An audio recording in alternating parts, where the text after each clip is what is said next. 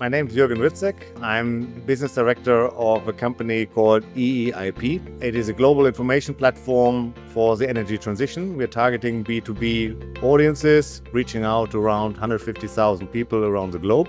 We were fairly agnostic in principle to the country, origin, nationalities we would work with. There are a few countries in principle which in, let's say, in IT world have a very good reputation. And Ukraine is one. So to whomever we talked to, we said, okay, Ukraine has a lot of very talented people in IT. That was an obvious choice for that purpose. And then we were, we are still a small company, and we had no interest in pulling 100 million into something and then realizing it doesn't work. So what we were looking for is a partner for a long journey together.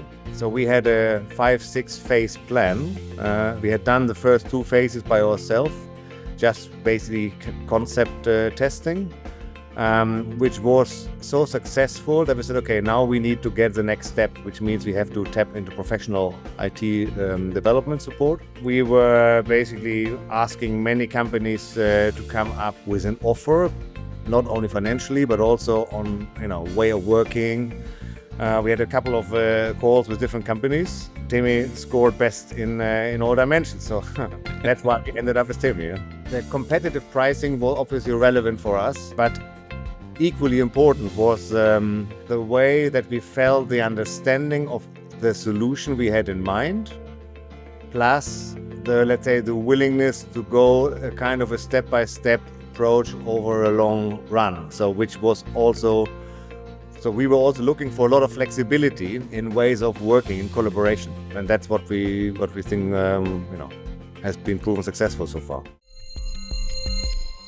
You can structure your IT projects in a way that you can mitigate the risk while at the same time benefiting from, let's say, competitive pricing and the high knowledge you can get from, at least from Temy. But I cannot speak about Ukraine or Ukrainian companies, we don't know. And I think the pricing is still below most European countries, not all. So let's say, when you go to Romania, you might have similar cost structures, but when you go to Germany, Belgium, then the prices are closer to double.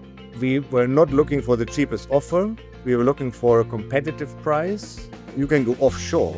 You can try to North Africa, you can go to India, you can try to have a mix of even cheaper freelancers through whatever freelancer platforms. But that puts so many risks on delivery and quality that was not seen by us as competitive. And on the competitive landscape we have seen, the pricing was very competitive, and compare that with skill level, we were never really in the thinking here on our side that we have to cut on prices. So for us, it's fine.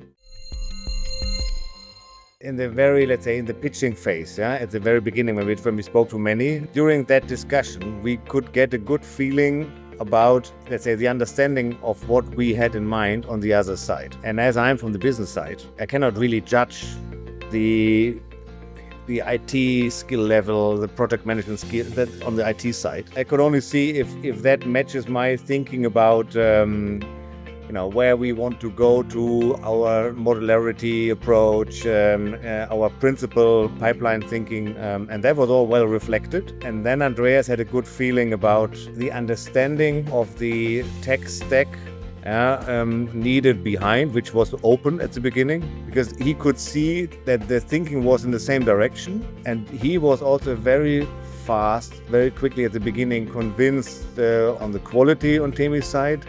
During the first discussions on the foundational questions on the tech stack development. So the very early database structure discussions, which sets the foundation, he could see that this was not just done with, to fit the minimum requirements, but done in a way that it allows for future development.